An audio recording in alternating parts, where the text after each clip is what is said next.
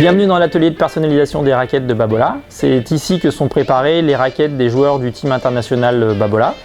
Tout au long de l'année, Yannick et Guillaume vont préparer les raquettes des joueurs selon des spécifications qui sont définies, que l'on a réglées avec le joueur. Et à partir du moment où un joueur souhaite faire évoluer quelque chose dans son jeu, cela va se traduire par une évolution de ses réglages qui vont se porter sur la raquette, sur le cordage.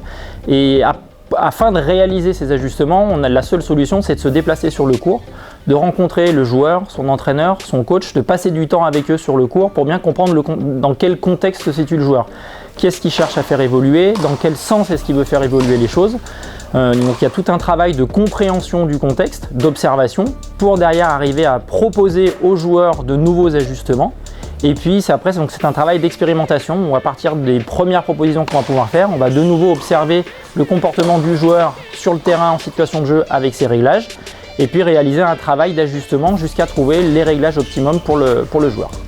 Quand on parle de spécification d'une raquette, on peut différencier deux typologies de paramètres. Il y en a une première typologie de paramètres qui serait liée à l'ergonomie du manche de la raquette et puis de deuxième paramètre qui serait lié à la performance intrinsèque du produit. Donc quand on parle d'ergonomie du manche, c'est tout ce qui va concerner la préhension de la raquette. En fonction du joueur, de ses habitudes, de ses sensations, Yannick et Guillaume peuvent être amenés à personnaliser la forme du manche, donc à rendre des arêtes moins marquées, plus marquées. Ça nous est arrivé de faire pour certains joueurs de faire des manches ronds. Donc là, il n'y a pas vraiment de règles. C'est du cas par cas en fonction des attentes du joueur. Et quand on parle de modification des spécifications de raquettes sur des éléments qui sont liés à la performance, on va travailler sur la masse de la raquette, la balance, donc qui est la position du centre de gravité, et puis ce qu'on appelle les moments d'inertie. Donc il y en a deux principaux qui sont importants en tennis, le moment d'inertie générale et le moment d'inertie polaire.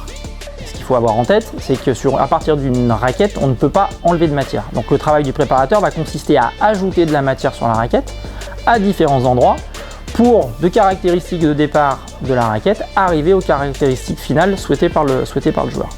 Et donc ça, pour le faire, il y a différentes manières. Principalement, on identifie deux zones. Il y a la zone basse de la raquette dans le manche et puis la tête de la raquette. Au niveau du manche, on va venir ajouter du silicone.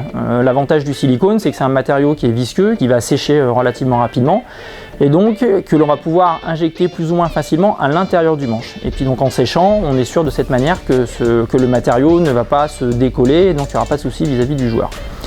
Et puis sur le reste de la raquette, le préparateur va venir coller des bandes de lest adhésives à différents endroits. On va essayer de les mettre sous les pièces plastiques. De cette manière-là, on est certain qu'elles ne vont pas s'enlever quand la raquette va venir traîner au sol. Donc quand on va préparer une raquette pour un joueur pro, on va atteindre un niveau de précision optimal. Donc pour vous donner un ordre d'idée, quand on considère un jeu de 6 raquettes en fin de préparation, les 6 raquettes auront moins d'1 gramme d'écart, moins d'1 millimètre de balance et autour d'1 point d'écart sur le moment d'inertie. Ce travail de personnalisation est primordial pour les joueurs de haut niveau. Un joueur de haut niveau, encore une fois, va passer 6 heures sur le court, la raquette c'est le prolongement de son bras et donc on se doit, pour lui garantir un niveau de performance maximale et pour faire en sorte qu'il ne se pose pas de questions sur ce matériel, de lui garantir un niveau d'expertise maximale tout au long de l'année.